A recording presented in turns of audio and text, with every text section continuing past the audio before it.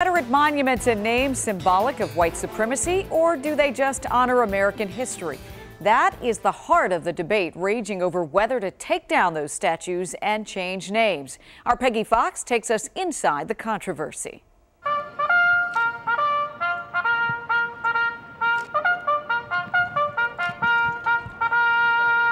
I wanted to keep slavery contained in the South and let it die a natural death. Others wanted it to spread out west into the new territories. That was the sticking point.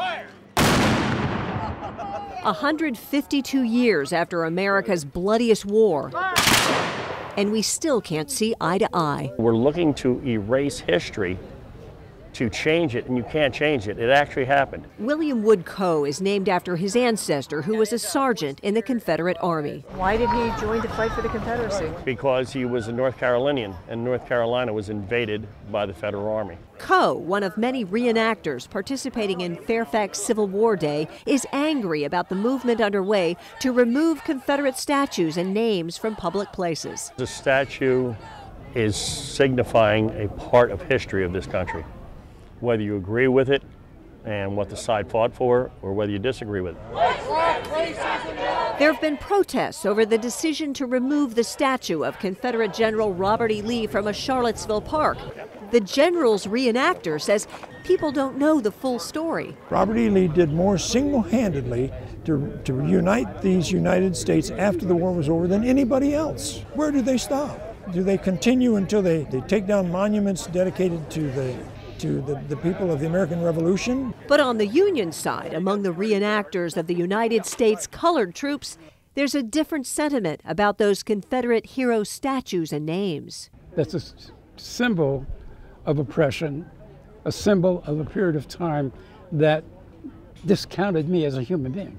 The symbol should not be in a place where I have to interact with it on a regular basis. You can't miss the huge statue of the Confederate soldier in the middle of Washington Street in the city of Alexandria. I think it's a symbol of people who died in a struggle. But it's a shock to some northern transplants. If you lived in Germany, would you have a Nazi soldier statue? It's got to go. Alexandria's city council recently voted to remove it. If you take everything about the Civil War and put it in a dark corner, then you've lost a piece of America's history. I don't see a reason for the movement. It's been here forever. So I think it's a part of Old Town. She's grown very accustomed to seeing the statue and using it as a landmark, and they didn't want to see it moved. Start by telling people the topic. George Mason University history professor Spencer Crew is teaching a course on slavery, abolition, and the Underground Railroad. If you're talking about the Confederacy, if you're talking about that way of life, you're talking about slavery. He says it's wrong to use public places to honor those who fought for that way of life. Those symbols are of oppression and hatred and bigotry. That's what I see when I see them. Student Tom Riddle lived in Latvia for 4 years. There are no remnants of the Soviet occupation left. All those statues of Lenin and Stalin, all those things are gone, and there's a reason why. The comparison is apples to oranges. Stalin killed Latvians. He waged a war against his own people in Russia. He was a dictator. Robert E. Lee, Jefferson Davis were neither. Some argue instead of taking down statues, communities should add monuments for black leaders to tell a more complete story. And let the people have their choice of or their knowledge of the history that makes this country the country that it is. The man known as the Great Emancipator would not be pinned down on this one. We're all friends now, and if some folks want to honor their ancestors, I say that's fine, but if other folks living in that same state think it might be an insult to them, well, they should talk it out. They should talk it out and come to that decision themselves. I'm going to stay out of that.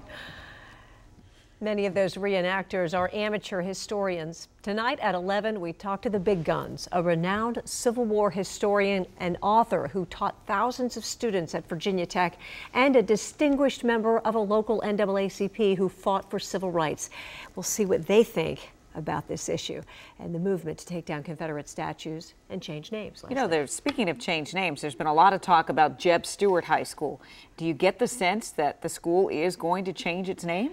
I don't know, but they are thinking about putting it on the agenda in a few weeks, and they actually have scheduled a tentative vote for June 22nd, and I'll keep on top of it for you, Leslie. You will, Peg. Looking forward to your story tonight, too. All right. You can watch Is It Erasing History?